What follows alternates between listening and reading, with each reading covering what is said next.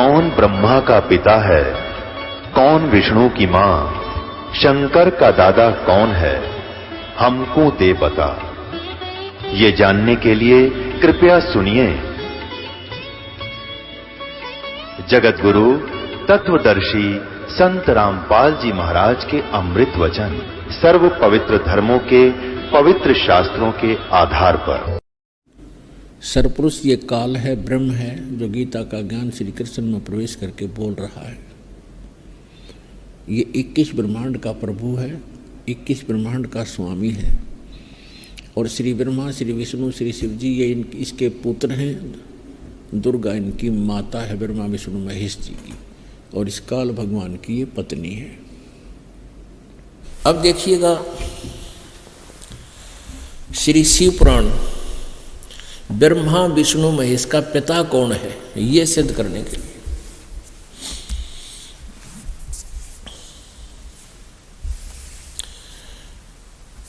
ये शिव पुराण है, गीता प्रेस गोरखपुर से प्रकाशित है। इसके संपादक कौन है?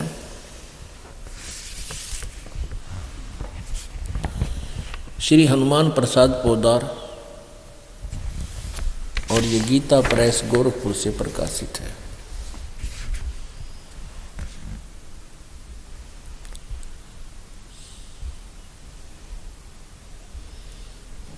गोविंद भवन कार्यालय कोलकाता का संस्थान, प्रकाशक मुद्रक है।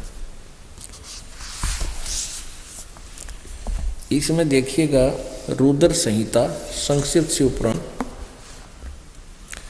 नंबर 98-99 का हमने निष्कर्ष ले लिया। और जिस परब्रह्म के विषय में अब यहाँ परब्रह्म कह रहा है, ज्ञान और अज्ञान पूर्ण उक्तियों द्वारा इस प्रकार जिस परब्रह्म के विषय में ज्ञान और अज्ञान यानी कुछ सच्ची कुछ झूठी इस प्रकार विकल्प किए जाते हैं। ब्रह्मा जी को नॉलेज नहीं है, लेकिन हमने इन पुराणों को इसलिए सहयोग लेना पड़ रहा है क्योंकि हम इनको सच्ची मान रहे हैं और इनमें भी बहुत कुछ मसाला हमें मिल रहा है। उसने कुछ काल के बाद द्वितीय की इच्छा प्रकट की, उसके भीतर एक से अनेक होने के संकल्प उदित हुआ। तब उस निराकार परमात्मा ने अपनी लीला शक्ति से अपने लिए मूर्ति की कल्पना की, आकार बनाया। भगवान सदाशिव हैं। अर्वाचीन और प्राचीन विद्वान उन्हीं को ईश्वर कहते हैं। एक समय एकाकी रहकर स्वेच्छानुसार विहार करने वाले उन सदाशिव ने अपने विग्रह से स्वयं ही एक स्वरूप भूता शक्ति की सृष्टि की, जो उनके अपने श्रीअंग से कभी अलग होने वाली नहीं थी।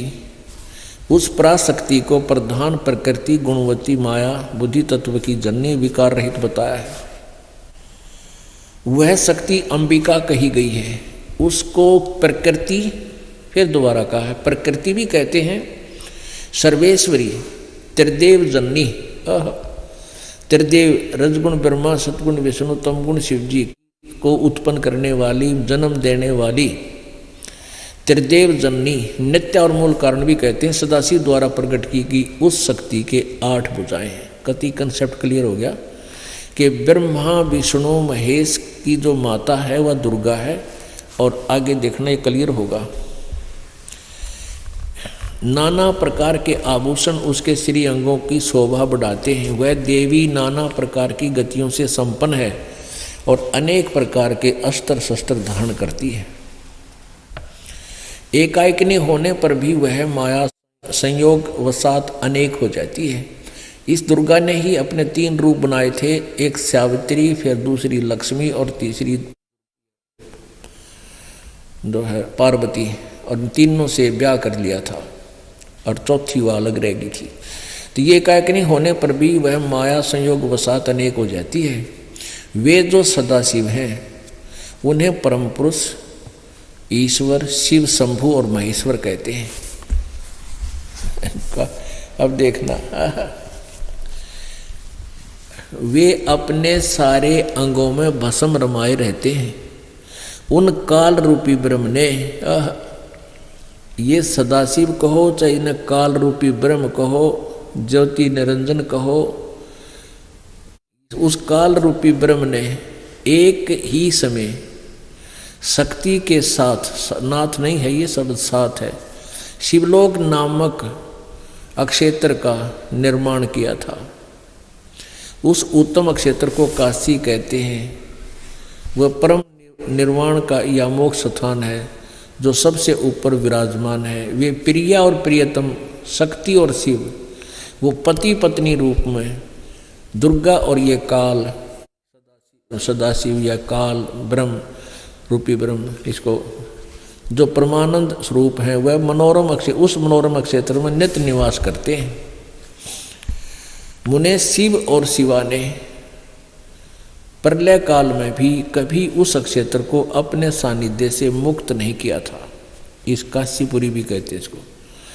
आगे देखो, देव से एक समय उस आनंद वन में रमण करते हुए शिवा और शिव के मन में यह इच्छा हुई कि किसी दूसरे पुरुष की सृष्टि करनी चाहिए, यानी कोई बच्चा उत्पन्न करना चाहिए, जिस पर यह सृष्टि संचालन का महान भार रखकर हम दोनों केवल काशी में रहकर इच्छा अनुसार विचरें और निर्वाण धारण करें। ऐसा निश्चय करके शक्ति सहित सर्वव्यापी परमेश्वर शिव ने अपने वाम भाग के 10वें अंग पर अमृत मल दिया, यानी पति पत्नी व्यवहार किया। फिर तो वहां से एक पुरुष प्रकट हुआ, यानी एक बेटा उत्पन्न हो गया। 102 पृष्ठ पे, गणा नहीं पड़ा, हम इतना बताते हैं। शिव ने कहा वत्स, जो बच्चा उत्पन्न हुआ उसको कहा बेटा। काल ने कहा, काल ने, व्यापक होने के कारण तुम्हारा विष्णु नाम विख्यात हुआ, यानी सिद्ध हो गया कि विष्णु जी का पिता शिव युग सदाशिव काल रूपी ब्रह्म। अब शिव ने उसका नाम धर दिया विष्णु। ये तो हो गया विष्णु उत्पन्न हुआ दुर्गा और काल से। अब यहाँ ये छठा अध्याय समाप्त हुआ। 7वें में ब्रह्मा जी कहते हैं देव से, तत्पश्चात कल्याणकारी परमेश्वर शाम सदाशिव ने पूर्वोत्प्रतन करके मुझे अपने दाहिने अंग से उत्पन्न किया, यानी जिस तरह विष्णु की उत्पत्ति हुई फिर मेरी उत्पत्ति दुर्गा से हुई और काल के संयोग से। मुने उन महेश्वर ने मुझे तुरंत ही अपनी माया से मोहित करके नारायण देव की नाभि में डाल दिया और लीला पूर्वक वहाँ से प्रकट किया। ये लास्ट में इस प्रकार ब्रह्मा विष्णु और रुद्र इन 3 देवताओं में गुण हैं, परंतु शिव गुणातीत माने गए हैं। अब यहाँ 4 हो गए, ब्रह्मा विष्णु और रुद्र 3, और इनसे न्यारा जो है वो शिव, ये गुणातीत माने गए। इन तीनों में तो गुण है, रजगुण ब्रह्मा, सदगुण विष्णु, तमगुण शिव शंकर। और ये काल भी शिव रूप विष्णु रूप ब्रह्मा रूप धारण कर लेता है। तो शिव पुराण में जब जिसने शिव रूप में दर्शन करे उस व्यक्ति ने शिव पुराण की रचना की, तो इसको हीरो बना लिया शिव को, सदाशिव काल को। अब यहाँ ये अनुवाद करता, पीछे तो असमंजस में पड़ गया कि विष्णु शिव से शिव की उत्पत्ति कैसे लिखूं, लेकिन यहाँ नहीं छुप पाई इनसे, इन तीनों से अलग है। फिर यहाँ एक समस्या उत्पन्न हुई, कहने लगी तो रुद्र के बारे में कहा है, शंकर के बारे में नहीं। ये समस्या हल होगी, अभी दिखाते हैं 24, 25, 26 पे। एक बार ब्रह्मा और विष्णु की आपस में लड़ाई होगी, वो कह मैं तेरा बाप, वो कह मैं तेरा बाप, दोनों लड़ पड़े। ये देखिएगा विद्वेश्वर संहिता संक्षिप्त शिव पुराण, ये 24 पृष्ठ पे।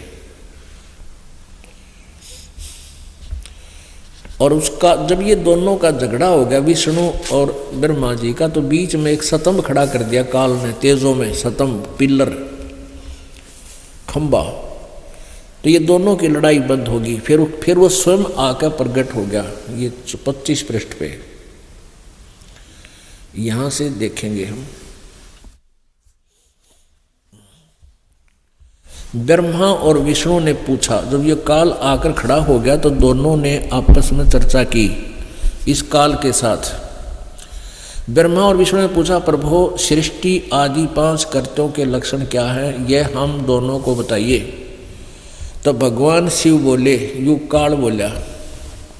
आगे ज्यादा ना बताऊं, यहां लेते हैं। अब 26 पृष्ठ पर आ जाते हैं। पुत्रों, ये काल बोलता है, पुत्रों तुम दोनों ने तपस्या करके प्रसन्न हुए मुझ परमेश्वर से सृष्टि और सतिथि नामक 2 कृत्य प्राप्त किए हैं। विष्णु और ब्रह्मा तो यहाँ तक हो गए, ये दोनों तुम्हें बहुत प्रिय है। इसी प्रकार मेरी विभूति स्वरूप, मेरे जैसे ही आकार के, मेरे जैसी वेशभूषा वाले रुद्र और महेश्वर ने, ये मैं नहीं, या ने शब्द है, रुद्र और महेश्वर ने 2 अन्य उत्तम करते, संहार और तिरोभाव, मुझसे प्राप्त किए, परंतु अनुग्रह नामक कृत्य दूसरा कोई नहीं पा सकता। रुद्र और महेश्वर अपने कर्तव्यों कर्म को भूले नहीं, इसलिए मैंने इनके लिए उनके लिए अपनी समानता प्रदान की है।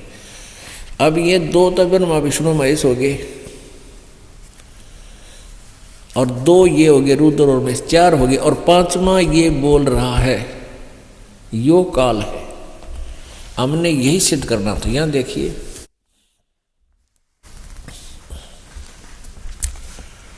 मैंने इनके बारे में बता रहा है कि रुद्र और महेश तो मेरे जैसे ही हैं, इन मेरे जैसे ही ये वाहन रखते हैं, मेरे जैसे ही इनके पास हथियार हैं। वे रूप, वेशभूषा, कृत्य, वाहन और आसन और आयुध आदि में मेरे समान ही हैं। अब ये क्या बताता है, मैंने पूर्व काल में अपने स्वरूप भूत मंत्र का उपदेश किया है, जो ओंकार के रूप में प्रसिद्ध है। वह मंगलकारी मंत्र है। सबसे पहले मेरे मुख से ओंकार ओम प्रकट हुआ, जो मेरे स्वरूप का बोध करने वाला है। ओंकार वाचक है, मैं वाच्य हूँ। यह मंत्र मेरा स्वरूप ही है। प्रतिदिन ओंकार का निरंतर स्मरण करने से मेरा ही सदा स्मरण होता है, ब्रह्म का। मेरी उत्तरवर्ती मुख से अकार, पश्चिमी मुख से उकार, दक्षिण मुख से मकार का और पूर्ववर्ती मुख से बिंदु का तथा मध्यवर्ती मुख से नाद का प्राकट्य हुआ। ये 5 अकार, मकार और अकार का, और इस उकार, मकार, बिंदु और ये नाद, इन 5 से मिलकर ये एक ओम मंत्र हुआ। इस प्रकार 5 अवयवों से युक्त ओंकार का विस्तार हुआ। इन सभी अवयवों से एकीभूत होकर यह प्रणव ओम नाम एक अक्षर हो गया। अब पुण्यात्माओं, इससे फिर गीता जी का लिंक जुड़ेगा। 8वें अध्याय के 13वें श्लोक में कहा है, गीता ज्ञानदाता ने श्री कृष्ण में प्रवेश करके काल बोल रहा है कि ओम इति एकाक्षरम ब्रह्म व्यवहारन माम अनुसमरण यह प्रयाति तदन देहम सयाति परमाम गतिम। तो यहां भी ये कह रहा है कि ओम मेरा एक अक्षर ओम है। और इसने देख नीचे नाड़ी ने क्या लिख दिया कि वह आकार रहित, अकार आदि मकर कर्म से और मकारादि कर्म से कर्म से प्रकाश में आया। ओम नमः शिवाय यह 5 अक्षर मंत्र है। इस ओम नमः शिवाय में ये अकार मकार ने होकर 5 से, और जबकि स्पष्ट कर रहा है कि इस प्रणव मंत्र में, इस ओंकार में ही 5 हैं। ये उत्तरवर्ती मुख से अकार, दक्षिण मुख से पश्चिम मुख से उकार, दक्षिण से मकार और पूर्ववर्ती से बिंदु, मध्यवर्ती से नाद, ये 5, इन 5 अवयवों से युक्त ओंकार का विस्तार हुआ। इन सभी अवयवों से एकीभूत होकर यह प्रणव मंत्र ओम नामक एक अक्षर हो गया। और ये ओम नमः शिवाय इसने लिखा भी अलग भाषा में है, ये राइटिंग में, तो ये मूल संस्कृत में नहीं है, ये मन गढ़ंत है, लोक वेद है। अनुवादकर्ता ने हिंदी वाली में फंसा दिया, लेकिन संस्कृत मूल भाषा में ऐसा नहीं है ये मंत्र। तो अब हमने ये मंत्र मान लिया, ओम भी छोड़ दिया, ओम नमः शिवाय, क्यों ओम भी वहाँ आ गया, इसके नहीं सोच लिया हमने ओम नमः शिवाय, इसकी लाज ही रटना। अब इससे ये सिद्ध हो गया कि ब्रह्मा विष्णु महेश जी के पूज्य पिताजी ये काल रूपी ब्रह्म है, जिसको सदाशिव भी कहते।